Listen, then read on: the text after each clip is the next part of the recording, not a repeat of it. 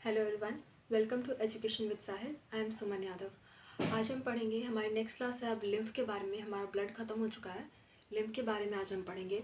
बहुत लोगों को लिम्फ समझ में नहीं आता है, आज मैं अच्छी तरह से आपको समझाऊंगी, ध्यान से सुनिएगा। देखिए, लिम्फ हमारा क्या होता है, मैंने आपको पढ़ाया था ब्लड, जब मैंने आपको पढ़ाया था ब्लड के मतलब अंदर जो कंपोनेंट्स होते हैं उसके बारे में जब मैंने आपको पढ़ाया था, तो मैंने आपको बताया था ब्लड दो चीज़ों का बना होता है, प्लाज्मा और फॉर्म्ड एलिमेंट्स। जो पानी वाला पार्ट होता है वो होता है प्लाज्मा। तो प्लाज्मा जो पानी वाला पार्ट है उसमें कई सारे कंपोजिशन मैंने बताया था वाटर होता है, इलेक्ट्रोलाइट होता है, प्रोटीन होता है, क्लॉटिंग फैक्टर्स होते हैं। तो अगर प्लाज्मा में से आप प्लाज्मा प्रोटीन निकाल दो, यानी प्रोटीन जो भी उसमें थे वो प्रोटीन निकाल दो, तो बाकी का जो आपका बचा खुचा है वो क्या होता है, लिम्फ होता है ना। अब आपसे क्वेश्चन इस पे कैसे पूछ सकता है कि अब बताइए लिम्फ में कौन सी चीज़ एब्सेंट है।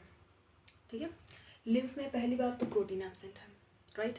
दूसरी बात, आपके जितने भी सेल्स हैं, आरबीसी, डब्ल्यूबीसी, प्लेटलेट्स, ये सारे के सारे एब्सेंट हैं। ओके, और आपका क्या एब्सेंट है, और तो कुछ नहीं एब्सेंट है ना। वाटर आपका प्रेजेंट है, आपका क्लॉटिंग फैक्टर्स प्रेजेंट हैं, आपका इलेक्ट्रोलाइट्स प्रेजेंट हैं, जो भी प्लाज्मा में होता है सब कुछ है एक्सेप्ट ये प्रोटीन। ओके, तो ये आपका होता है लिम्फ। अब लिम्फ हमारी बॉडी में कहाँ पाया जाता है, कैसे सर्कुलेट होता है, ये सब बारे में पढ़ेंगे।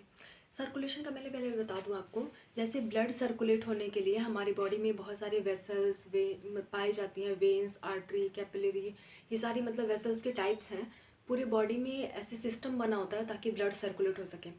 ऐसे ही लिम्फ का भी सिस्टम होता है आपका, वो होता है लिम्फेटिक सिस्टम। ओके, तो लिम्फ का जो सिस्टम होता है उसे थोड़ा सा समझते हैं। सपोज करिए ये हमारा हार्ट है, ठीक है।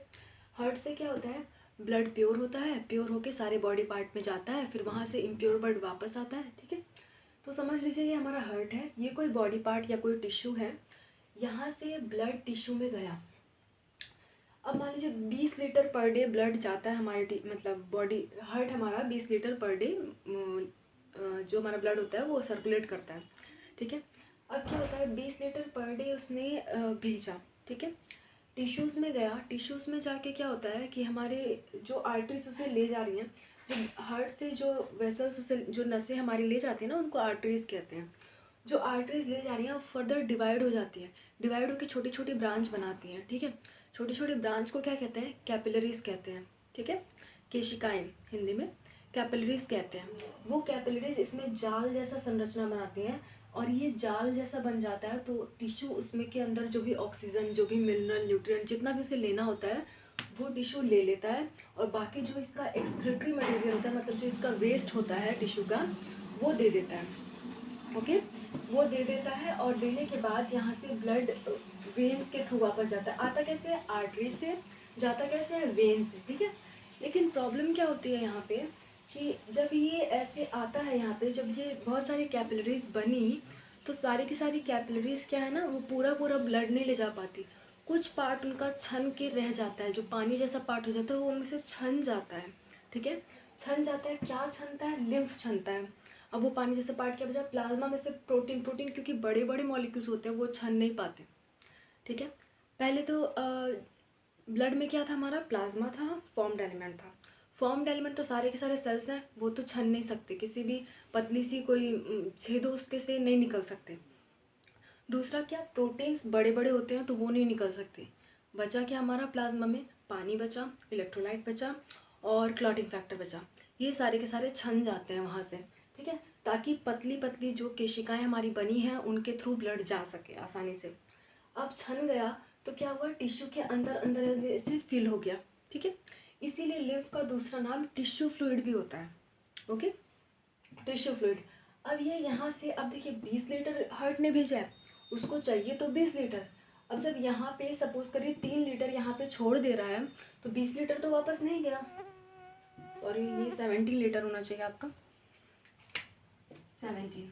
ठीक है, तो जो 20 यहाँ से गया, 17 वापस जा रहा है, 3 तो रह जाता। तो 3 रह ना जाए इसके लिए आपका लिम्फेटिक सिस्टम बना होता है। लिम्फेटिक सिस्टम क्या करता है, टिश्यूज में जो छन गया हुआ पार्ट बचा हुआ है उस पार्ट को ले जा करके वेन में कहीं ना कहीं मिला देता है हार्ट तक पहुंचने से पहले। ओके, लिम्फेटिक वेसल्स का सिर्फ ये काम होता है कि टिश्यू में जो ब्लड छन के रह गया है, बच गया है, उनको ले जा कर के फिर से किसी वेन में मिला दे ताकि वो हार्ट तक पहुंच जाए, ताकि वॉल्यूम सेम रहे। बात समझ में आई? एक बार रिकैप करते हैं। हार्ट ने 20 लीटर ब्लड भेजा, कुछ ब्लड छन के टिश्यू के पास रह गया, बाकी का 17 लीटर उसको वापस जा रहा है। हार्ट को 20 का 20 चाहिए। ओके, तो क्या होगा, लिम्फेटिक सिस्टम यहाँ पे अपना रोल निभाता है। यहाँ से जो छना हुआ पार्ट है उसको ले जा करके कहीं ना कहीं वेन में मिला देता है ताकि हार्ट तक 20 का 20 लीटर इंटैक्ट पहुँचे। ओके, ये है पूरा हमारा लिम्फेटिक सिस्टम का रोल। ये पूरा लिम्फेटिक सिस्टम आपका, ये जो बीच में आप देख रहे हो, ये बॉडी के हर एक पार्ट में छोटा छोटा कहीं ना कहीं पाया जाता है। ठीक है, इसमें बहुत डिटेल में हमें नहीं पढ़ना है, जितना समझना था मैंने समझा दिया। ओके, क्वेश्चन किस तरह से पूछे जाते हैं? पहला क्वेश्चन तो आपका पूछा जाएगा कि लिम्फ होता क्या है। प्लाज्मा में से प्लाज्मा प्रोटीन को घटा दो, बचा क्या? लिम्फ। अब लिम्फ में पूछेगा क्या क्या चीज़ें एब्सेंट है, तो आपका फॉर्म्ड एलिमेंट्स यानी कि WBC, RBC और आपका प्लेटलेट्स एब्सेंट होगा। और क्या एब्सेंट होगा? प्रोटीन एब्सेंट होगा प्लाज्मा में से, है ना। बाकी जो भी बचा वो क्या है? आपका लिम्फ। करेक्ट। और क्वेश्चंस देख लेते हैं कैसे पूछे जाते हैं। अब देखिए यहीं पे एक वर्ड आता है सीरम, आपका सीरम, है ना।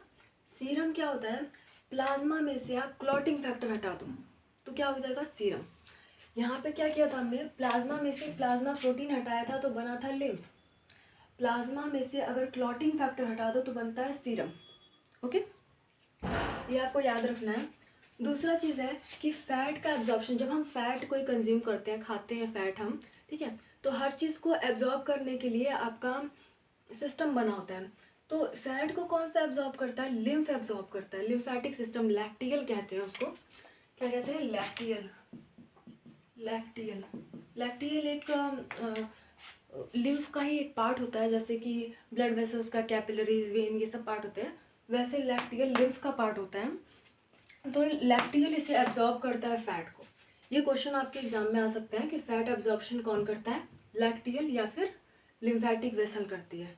ओके, अब फ़ैट किस में पाया जाता है? घी, मिल्क, क्रीम, पनीर, ये सारी चीज़ों में फ़ैट आपका पाया जाता है। ओके, अब आपका आ गया टिश्यू फ्लूइड। देखो मैंने लिम्फ को ही टिश्यू फ्लूइड कहते हैं। क्यों कहते हैं? क्योंकि यहाँ पे जो टिश्यू में रह जाने वाला फ्लूइड है वही हमारा एक्चुअली में लिम्फ है, राइट। तो लिम्फ का दूसरा नाम टिश्यू फ्लूइड भी है। चलिए अब पिछले क्लासेस के कुछ क्वेश्चंस रिवाइज कर लेते हैं ताकि आप लोग भूलो नहीं। यूनिवर्सल डोनर आपका कौन सा था? O-। Universal acceptor AB+। Haemoglobin range 12 से 16 ग्राम पर decilitre. Factors help in blood clotting, main factor कौन सा था आपका? Calcium +2। Life span of RBC क्या होती है? 120 दिन। ओके, ये पहले का रिकैप है आपका। और आज की क्लास में याद रखने वाला पॉइंट ये है कि लिम्फ क्या होता है। ओके, फिर आपका ये है सीरम क्या होता है। ओके, फिर आपका होता है कि फैट एब्जॉर्प्शन कौन करता है? लैक्टियल करता है आपका। Okay, lacteal. ये 3 क्वेश्चन आज के क्लास में याद करने वाले हैं। सो मिलते हैं नेक्स्ट क्लास में। Thanks to all of you.